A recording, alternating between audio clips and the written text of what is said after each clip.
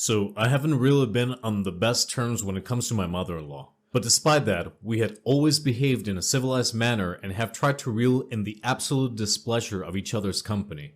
She hadn't liked me from the very start because I come from a poor family that had to survive in a trailer. When my mother-in-law found out about me dating her son, she tried to get him to break up with me, but thankfully he had the wits to make his own decisions and he told her off for meddling in his love life. Now, 3 years later, she still hadn't gotten over her hatred of me, but nonetheless, she could tolerate me being in the same room as her because of her son.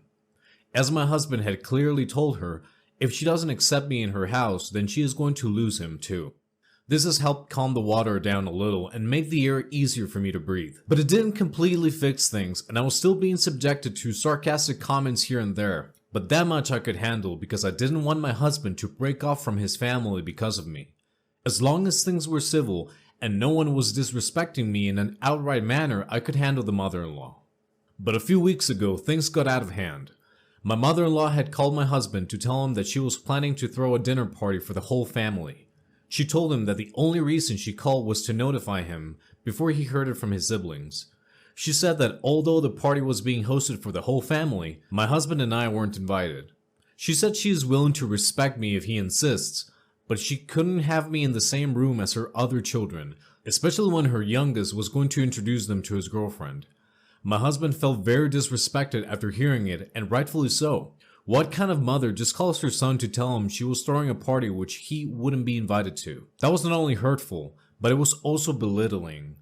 When he told me about it, I was furious, and I told him that she had gone too far this time. It was fine as long as the target of her annoying behavior was me, because she wasn't really the woman who gave me birth, and even though I grew up in poverty, my mom was the best mom I could have asked for. Even now, she makes sure to invite us over every few weeks and dotes on my husband like he's her own son and not just an in-law. The sheer difference between two women amazes me sometimes, and I never thought that my mother-in-law would go to such lengths to make someone feel like a no-good. But that was not all. A few days later, my husband received the picture she had sent him, and it was his whole family sitting down at the dinner table and eating. It was totally uncalled for, and at that moment, all I thought was that my mother-in-law had failed as a mother in her life. I told my husband that day that he should stop talking to her and there's no reason for us to put up with her crap. We don't have to go to her house just to have someone to call us family. I told him that we are enough, and if he ever needs to connect with my father-in-law, then we could just invite him over to our house or take him out for dinner. We don't need to see that woman's face ever again. He agreed with me and said that it's about time he accepts reality and moves on. We didn't even think about getting our revenge or doing anything that would hurt my mother-in-law just as much as she'd hurt us. But apparently God had other plans. Yesterday I found out that I'm actually 7 pregnant. It was the best news we had gotten in a while, and my husband and I were celebrating like maniacs. Our happiness seemed like never ending, and finding out that I am going to have my own child made me feel something I've never felt before. It was a sense of fulfillment, and never have I felt anything so good. Once it was done, my husband started taking care of me even more vigorously, and pretty soon another 3 weeks went by, and I went in to get my ultrasound. Seeing a tiny bean almost like a dot on screen made me cry so hard. Who would have thought a dot could make me so emotional? Once the ultrasound reports came, we got the first picture of our baby, and that's when the idea struck me. I was going to send a picture of the ultrasound to my mother and break the news of my pregnancy to her.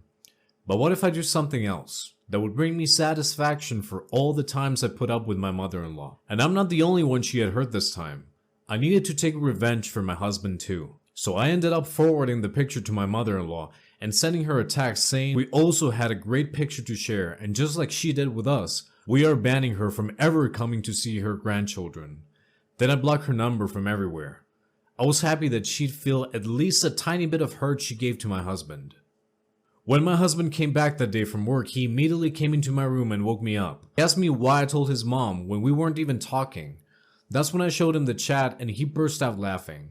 He said he finally understands why his mother called him and was frantically apologizing for her behavior. Apparently she said she's willing to do anything we want and apologize to me personally if we let her meet her grandchild in the future. That woman really had no shame. She thinks an apology will fix the years of disrespect that she showed us. She needed to learn her lesson. I told my husband that I don't want my child to meet her, and I want our kid to grow up only with his father-in-law and us. He agreed with me and even said that we should make sure to weed out all negative things in our environment before the baby comes. Now, am I the a-hole here for denying my mother-in-law grandchildren? Is it me going too far, or does she deserve this? So it's been a few weeks since I sent that pic to my mother-in-law, and she started apologizing for her behavior. Since then, pretty much everyone who was close to us had come to know about my pregnancy. My mom even called me to say she'll be moving in with me for a few months so I don't push myself to do the work around the house. She said I should take it easy and just relax and let her know if I need anything. But I had to beg her not to come because I didn't think I could survive my mother doting around on me like I'm a 10-year-old kid while dealing with the morning sickness and all the bad parts of being pregnant. My father-in-law also came by with a lot of gifts, and he was just as excited as us to meet his grandson very soon. He kept asking me about future things I hadn't even had a chance to think about, like which house we'd move into now that we'll need extra room for the nursery. I was getting overwhelmed and was glad that my husband took him away before I started vomiting because of anxiety. All the while, my mother-in-law kept calling my husband and sending him texts to apologize and asking him to let her come in and see us. Honestly, it's quite pathetic to see a grown-up behave like this. My husband and I still haven't talked about what we're gonna do about my mother-in-law, but the way things are going, we might have to do that very soon. So finally, after my father-in-law came by again last week and told us that we should forgive my mother-in-law and let her come too, my husband and I decided that we should discuss our options and clear things out once and for all. I was also feeling bad because my father-in-law said that she'd been an insufferable presence around the house and constantly talks about how we're keeping her from her own blood. So last night we discussed what she had done to us. Everything. From the time when she literally shut the door on my face because I was a poor girl dating her son, to the time when she sent that pic of the dinner party just to make it clear to us that we don't belong in the family, was brought up. We talked about hours and kept going around in circles, bringing up the same arguments. My husband said that we should just tell her that if she misses one step or utters even a single word of disrespect towards us, we'll cut her off completely. But I was concerned about how she could affect our child's thinking by spouting nonsense about us. I don't want our kid to come home one day and ask us why we're bad people. Finally, I got tired and just went to sleep without coming to a conclusion. That's why I wanted to ask you guys if any of you have faced a similar situation, and what did you do? So yesterday, we asked my mother-in-law to come to our house. It wasn't because we missed her, but because we finally came to a decision and wanted to clear things out with her. When she came, my husband went straight to the point, because neither of us wanted her to be with us more than was absolutely needed. He told her that we will allow her to meet with our kid, but only under supervision. She could have fixed days to spend with him, and at that time either one of us or my father-in-law would stay with her. Other than that, she does not talk about us to our kid, and she should not think that just because she'll be seeing the kid, it means we have also forgiven her. That's not going to happen for a long time, and if she really wants to be a part of our family, she'd have to work for it. Hopefully she doesn't do any more damage. Not the a-hole. You're not the a-hole here. Your mother-in-law was a worthless woman playing petty games, and she sounds like a Karen, to be honest. Just leave her and live your life. Not the a-hole. LMAO. I'm just dying after reading about your revenge. Not gonna lie, it's very true that the parents that fail their children would go to any lengths just to have a claim or influence over their grandchildren. You should better keep her away before she turns your child against you too. My daughter is 14. The divorce between me and her mom is still an open wound, but we try our best to make everything feel as normal as possible with the split. I remarried to my wife Isla. My daughter isn't mean, but she does not view her as a mom, which IMO is okay, as long as she's respectful, which she is. They do plenty together. They go out, took an interest in cooking together, watching shows together, etc. I've told Isla to be patient with my daughter. If something is wrong, I'd expect her to come to me and I will talk with my daughter and make sure we resolve the issue. But as far as the harsh parts of parenting, that's up to me. So the other day, my daughter came to me saying she wanted to go to her mother's. I asked why she did because she looked upset. She said to ask my wife. I called her mom and she said she'd pick her up but hasn't heard any issues from my daughter. My daughter's birthday is coming up. We are doing a quiz for her. She's very excited. So Isla went to my daughter saying that she wanted to have a quiz just with us, meaning without her mother or her family. When my daughter said she wanted her mom there, especially because of how big of a deal this is, and Isla was pretty much trying to force the issue and telling her that she can do one here, and just as big. My daughter asked why she's trying to leave her mom out of such an important event, and Isla got mad at her for that, and accused her of being bratty, and if she wants her mom so bad, she should go there. I am so confused because what the F? What argument even is that? First of all, there's a reason she went behind my back and told my daughter. Second of all, she's not my kid's mother, and the more she tried to replace her, the more my daughter will resent her.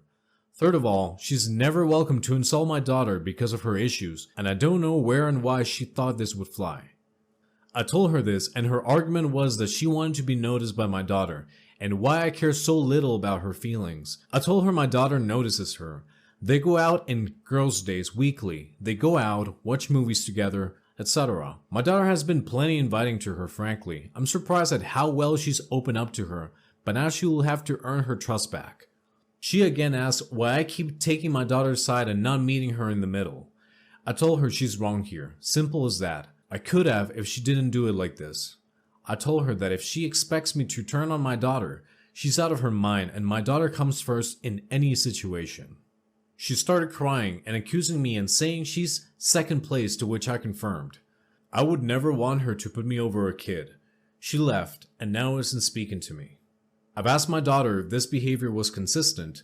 She said that she feels like Isla makes it a point to not talk about her mom, but nothing this extreme. Not the a-hole. OP. Thank you, sincerely. From a kid who has always put after the abusive step-parents' needs and desires. Thank you. Sticking up for your kid was the best thing you could have done in that situation. You're doing your job as a parent by protecting your kid and putting them first. If you weren't nasty about it and you weren't degrading to your wife, then the message was correct. The child should come first in a relationship, such as this.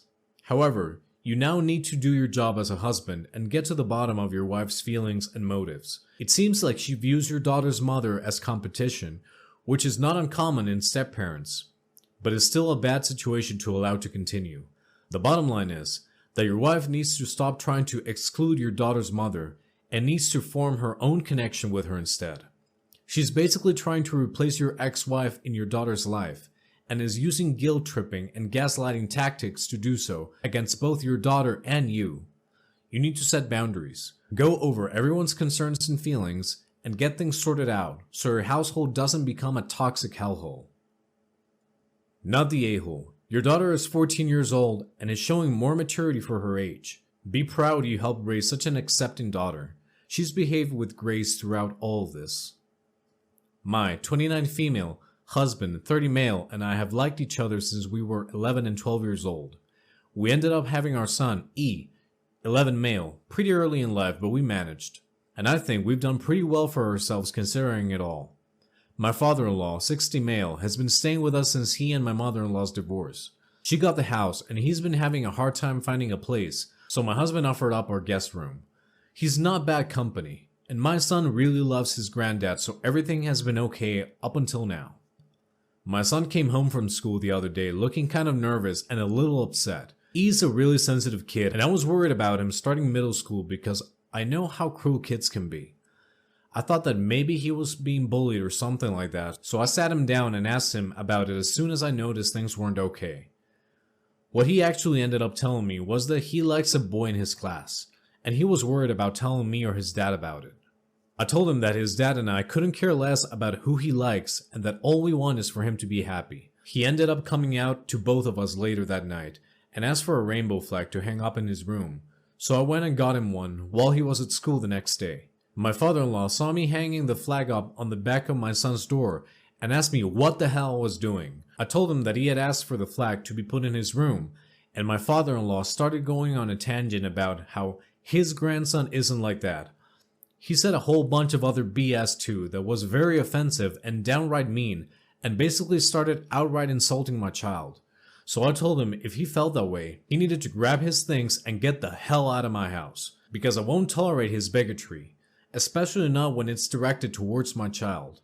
He packed a bag and went to my sister-in-law's house. She called my husband and told him I threw their dad out. So my husband came home and asked me what happened. I told him, and he said that his father is just from a different time, and while it isn't right of him to say those things about E, I was wrong to tell him to leave because he's family.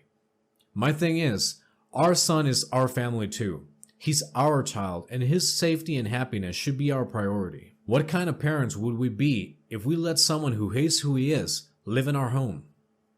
I told my husband that if his father isn't willing to grow and change, then I don't want him coming anywhere near my house. And now my husband is mad at me.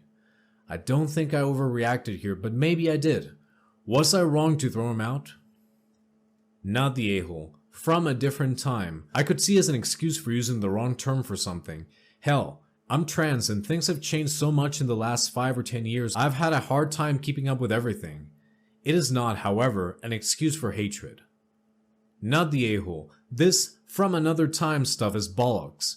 My parents are older than your father-in-law and they would never in a million years spew bigoted shit about anyone, let alone a child. And that's because they're not raging homophobic a-holes like your father-in-law is. You did the right thing. Your father-in-law is not a safe person for your son to be around and your husband needs to understand this.